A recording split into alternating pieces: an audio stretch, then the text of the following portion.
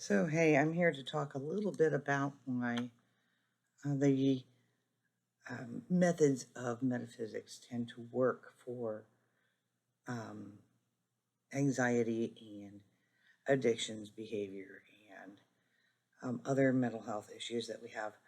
And the thing I want to focus on right now is the actions of the amygdala in the brain.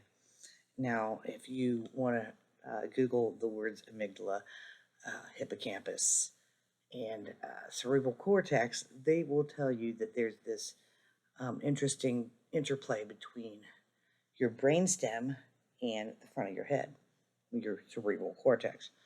Your brainstem has these tiny little organs about the size of your thumbnail. They're called the amygdalas, and there's one on either side, and they're right next to your spinal cord, right in the middle of your brain. And these the amygdalas, they're called amygdalas because they're almond shaped, and that's kind of a fancy word for almond. I think it's Latin. I don't know. Anyway, so the amygdala is covered by another organ called the hippocampus. Now, these two work in tandem, and their job is to keep you alert and keep you functioning.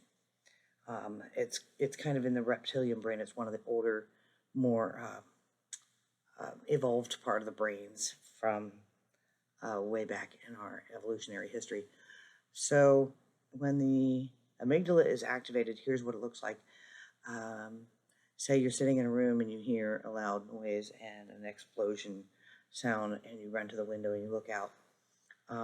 Your amygdala has activated, and it has made you jump up out of your chair and run to the window and look out to see what made the noise. And it's pumping out cortisols and adrenalines and all these fun chemicals that make you jump up and run. So you get to the window and you look out and you see, oh, it's just the car backfiring, or it was the neighbor's barbecue exploded, and it's nothing you really need to be too, excited over. So you can sit back down in your chair and just let go of whatever's going on outside. That's where the hippocampus has come in, and it has taken your freaked out amygdala and has come in and calmed it down. And so the interplay between amygdala and hippocampus is what keeps us alert to danger, but also able to drop it and get back to what we were doing before the emergency hit. Now, what happens is in modern life, you have traffic, you have sirens and bells and whistles and things going off. And now we have those cute alerts that we get on our cell phones, right? And so your amygdala goes off and it says, get up, check this thing. It's pumping out cortisols, it's pumping out adrenaline.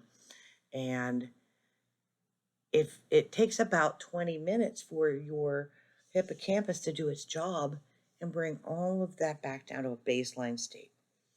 So what goes on in like addictions and anxiety is that the amygdala goes off and the hippocampus has been doing its job for so long, so hard, that it gets a little weak and it can't do it anymore.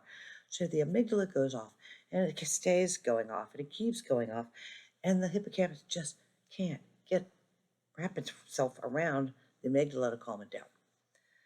Now, this is where metaphysics comes in.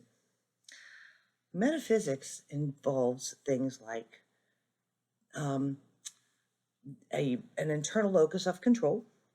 It involves things like positive affirmations, mantras that get into the deeper parts of the brain.